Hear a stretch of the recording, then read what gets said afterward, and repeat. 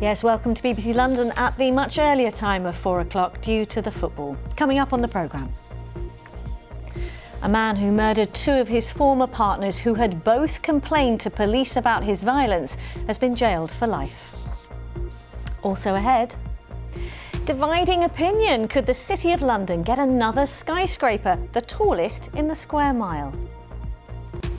A lovely moment. 81-year-old Maureen receives the Lost Bravery Award she got as a teenager for saving someone from drowning. Plus, thank you for having me. Stepping into the world of London's most famous bear, we check out the new Paddington experience in the capital. And well, it's day 2 here at the All England Club for the Wimbledon fortnight. Will there be more rain in the forecast? Well, I'll be live here with all the details later in the programme.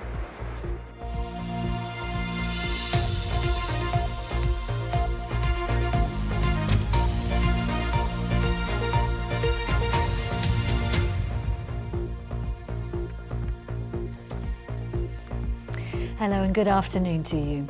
First, a man from southeast London who murdered two of his ex-partners has been jailed for life. 41-year-old Naomi Hunt was stabbed to death in 2022 and a year later, 48-year-old Fiona Holm disappeared. They had both complained to police about his violence. The judge at Woolwich Crown Court described 66-year-old Carl Cooper as a great danger to women. And today, Fiona's daughter made an emotional plea to Carl Cooper to tell them where her mother's body is. Layla Hayes has this report. Naomi Hunt was stabbed to death in her own home on Valentine's Day by a man she thought she could trust. A year later, he killed mother of 4, Fiona Holm, whose youngest child is just 6. Her body has never been found. Today, Carl Cooper, who was in a relationship with both women, was sentenced to life with a minimum of 35 years after being found guilty of murder.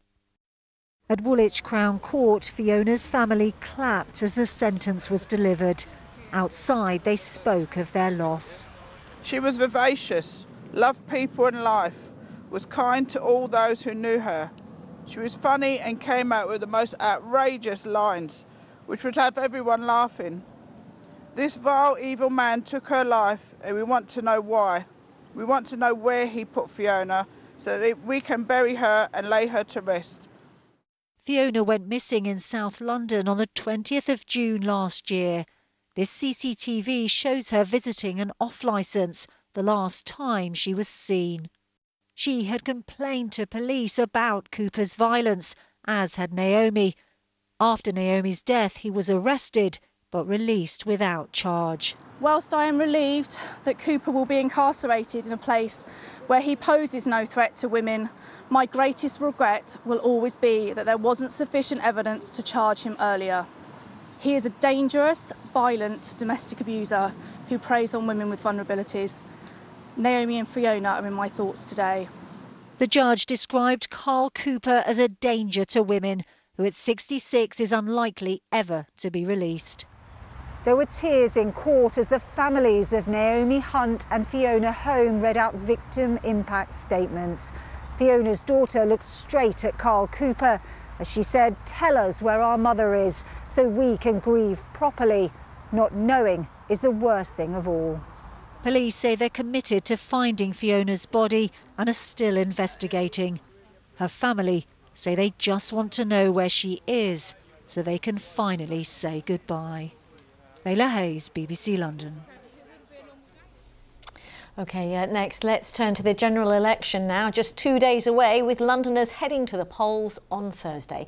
One issue likely to be on many people's minds is housing and the cost of owning your own home.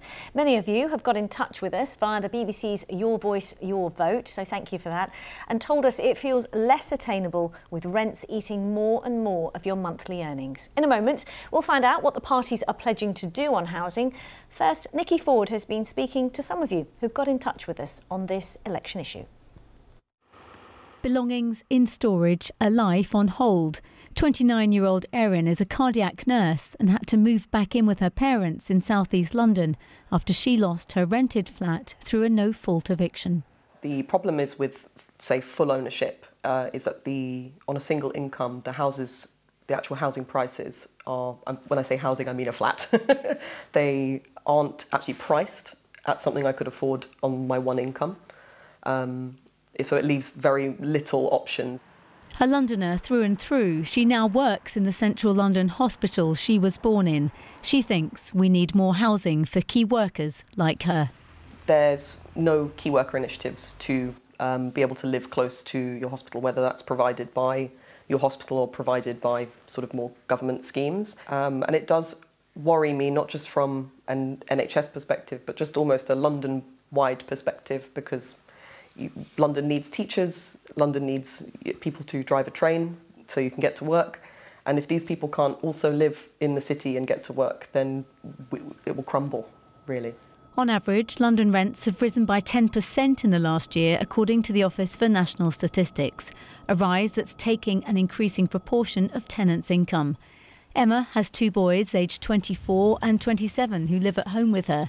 She can't see how they'll ever be able to afford to move out. They are trapped because I actually don't know what the option is for them. I mean, they are both single people, which means on their own they don't have enough money for a mortgage, especially don't have enough money for a deposit, and equally the same for privately renting. They just don't earn enough money. They earn a good wage.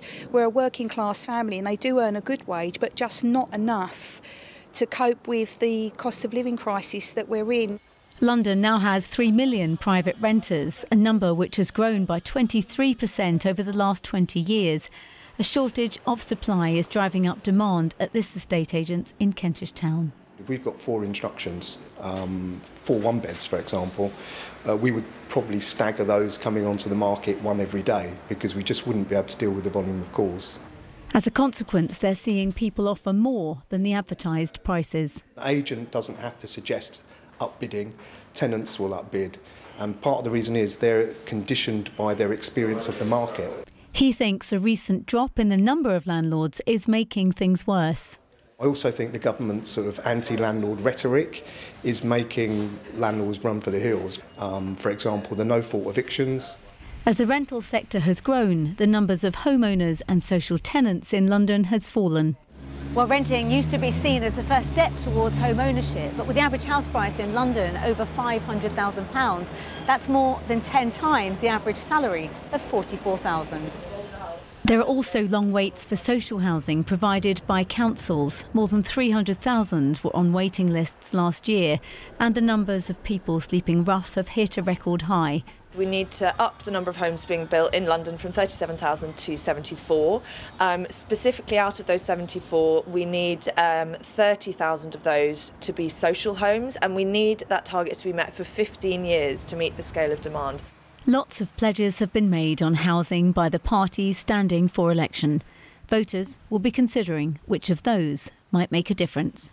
Nikki Ford, BBC London.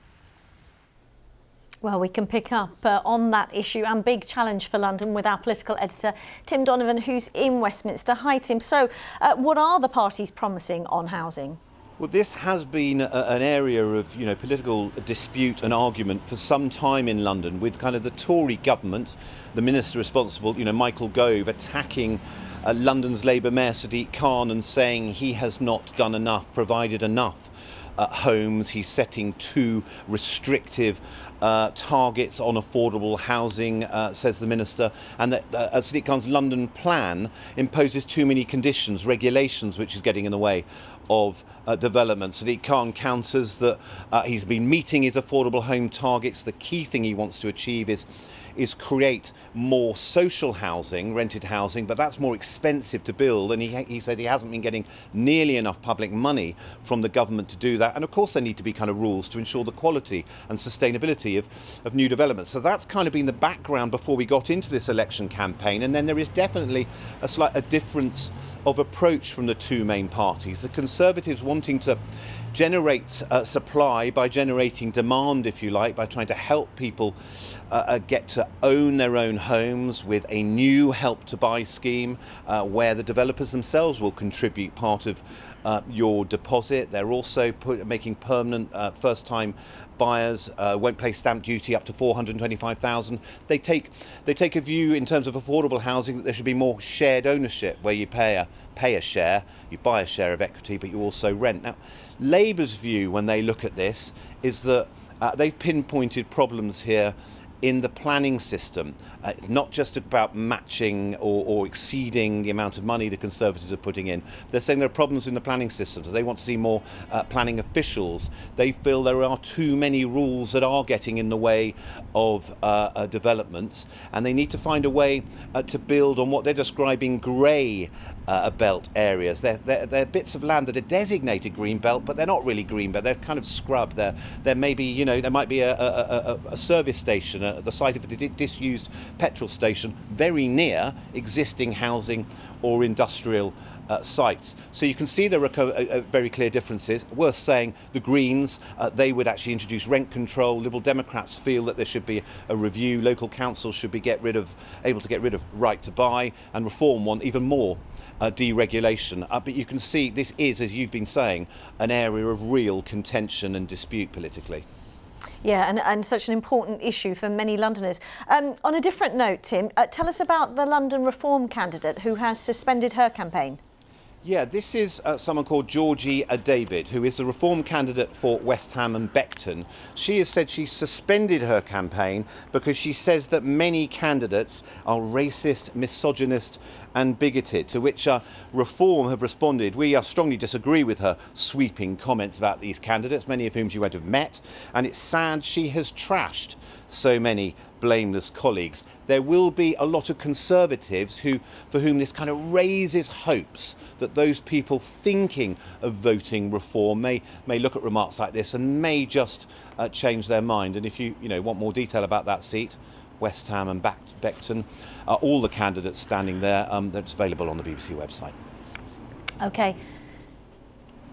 Tim, for now, from Westminster, many thanks indeed. That's our political editor, Tim Donovan.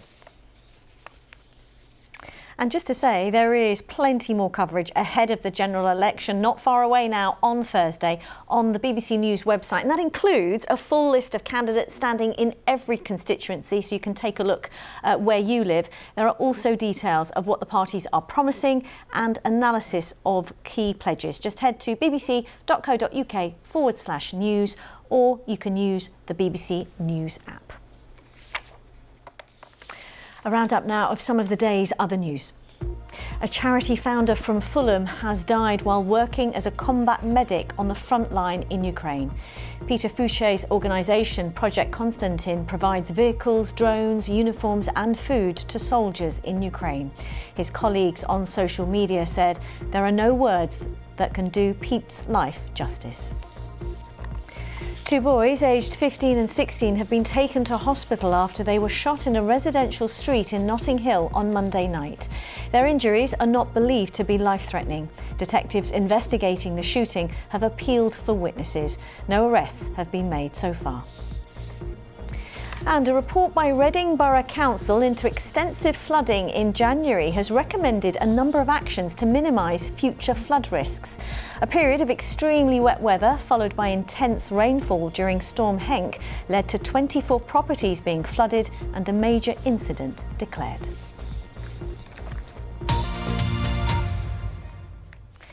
Now, more than 15,000 children under 5 were admitted to London's hospitals last year with breathing difficulties, according to NHS figures obtained by Clean Air campaigners. Mums for Lungs is calling for more to be done here in the capital to make the air cleaner, including removing all diesel vehicles engines by 2030. Mayor Sadiq Khan says London is already taking world-leading action. Lakshmi Gopal has more. Big breath in and fast. Good, keep going, keep going. Young lungs struggling to breathe. Last year, more than 15,000 children aged under 5 were admitted to London's hospitals with serious breathing difficulties. It's something Lisa from Stoke Newington knows all too well. Her daughter Pearl was sent to hospital by her GP due to an asthma attack. It's really scary to see a little child struggle to breathe. Also, you feel immense guilt. When we saw the GP was saying, look at her neck. You can see that she's really struggling to breathe and it's dipping in. And also you start to feel guilty about where you live, because we know that our address is in the top 1% most polluted addresses in the country. Research shows particulate matter and nitrogen dioxide, both of which come from vehicle exhausts, is particularly harmful for health. Well, it's very clear, it's incontrovertible. There is no doubt that the levels of pollution we're seeing now are causing asthma in children. They cause a lot of other problems as well, but there are clear indications that this is causing such severe respiratory, serious numbers of severe respiratory disease in children, that we've got to do something about the air pollution that children are exposed to in our city. Mums for Lungs, the campaigners that obtained the hospital figures, have been hanging baby grows to spell out their message. They welcome the impact of the ultra-low emission zones expansion last summer, but say more is needed. One thing is certain, air pollution in London is far too high. Starting from central London, we need more action on reducing driving, especially diesel vehicles. We will need to be looking at vans, we need to look at fleets, we need to look at deliveries, and we need to look at school runs as well. While they're unsure how many of the hospital admissions are directly linked to pollution, they are sure that cleaner air is better, not just for little lungs, but for everyone. Laxmi Gopal, BBC London. Well, in response, a spokesperson for the Mayor says since the introduction of the London-wide ULEZ, more than 70,000 fewer non-compliant vehicles are seen driving on London's roads. They go on to say the Mayor's committed to ensuring London remains at the forefront of action to tackle air pollution. Still to come before the end of the programme, the weather from Wimbledon and... Thank you for having me. Stepping into the world of London's most famous bear, the latest attraction recreating recognisable locations from the books and films.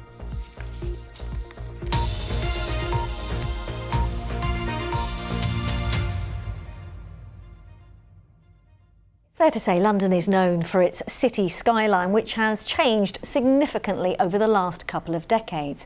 But could a new 74-floor skyscraper become the tallest building in the square mile if approved? Despite objections, plans are being considered by the City of London. My colleague Wendy Hurrell has more on this and joins us now. Hi, Wendy. Hello, Riz. Yes, well, I was here just a minute ago and there was a couple who just got married who are having their pictures taken in front of this pretty famous skyline now. And could it be getting a new skyscraper? It would be the tallest in the City of London, right in the centre of the cluster here, and called Number 1 Undershaft. Now, it would be 309 metres, which puts it just about at the same level as the Shard across the river. And today, a City of London Corporation committee meeting spoke in favour, and it heard that it would offer a viewing platform, a public viewing platform, the highest in the country, and would add to the area that has already architectural charisma, I quote, because it has the Cheese Grater, the Gherkin and the Lloyd's building, of course, and it would offer office space for more than 9,000 jobs, a new street-level public realm and a classroom in the sky, which was supported by Sharon Ament, the director of the Museum of London, who was in the committee meeting today. She said to have an opportunity to curate a classroom in the sky on the 72nd floor of the Number 1 Undershaft is unparalleled. The top floors from the get-go have been designated as a learning space.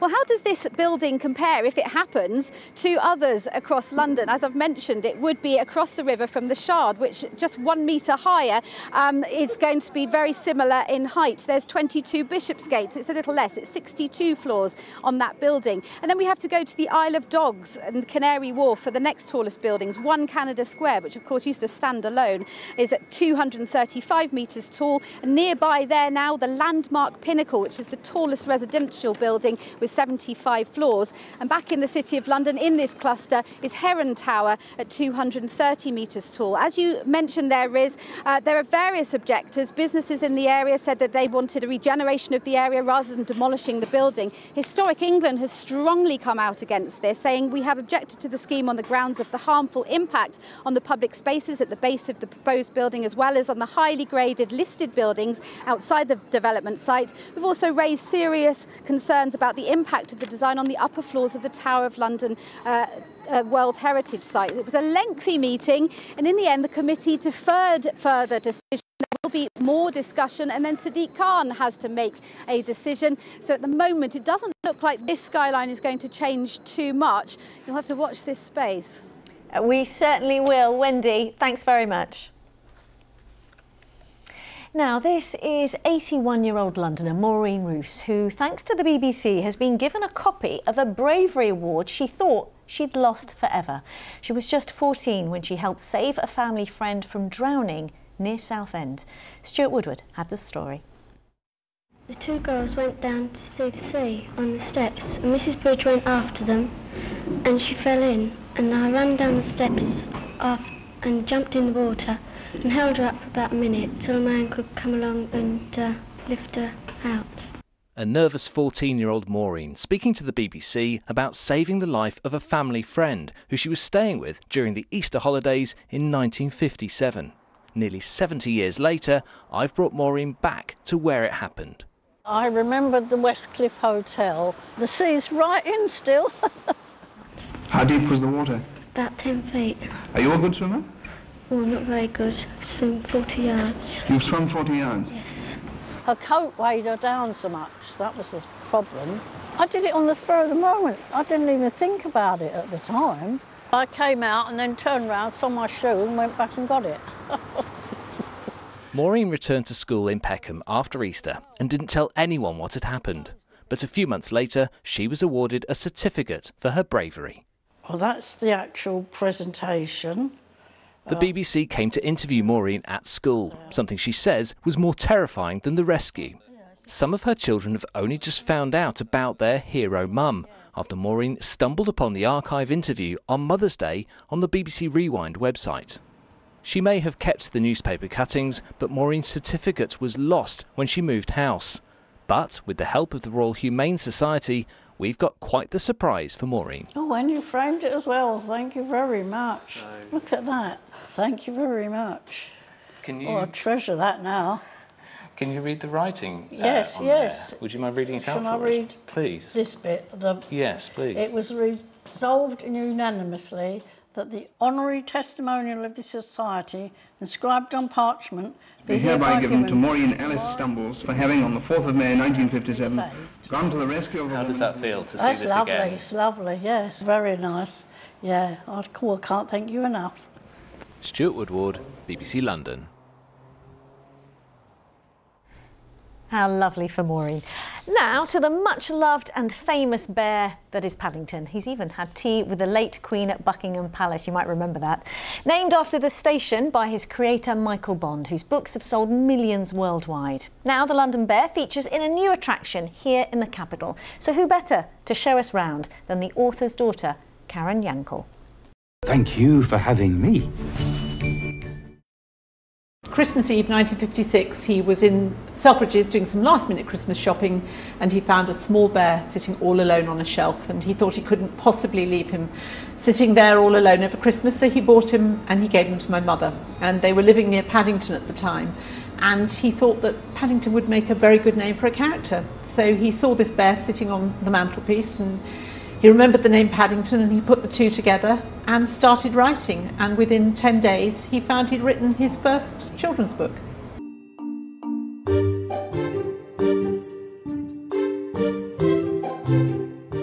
So we've just come through the front door of 32 Windsor Gardens, and it really does feel as though we are walking into the film set, as though we were part of Paddington's world. Certainly wasn't a house that my father or we lived in, but it was the houses in the area that he lived in when he wrote the first book. So he was living in Arundel Gardens, which is quite close to Portobello Road, and I think he saw some of these slightly larger, grander houses, and that's what he had in the back of his mind for where the Browns lived. So what we have here is a staircase leading up, and this almost iconic mural really on the back wall. When the first film came out, I got contacted regularly by people who wanted to know where they could get the wallpaper from. I think my father would be very impressed with the care and attention that has been given putting this together, and I think he would have been really secretly rather pleased, actually. Pleased for Paddington. He was always pleased when anything was done for Paddington.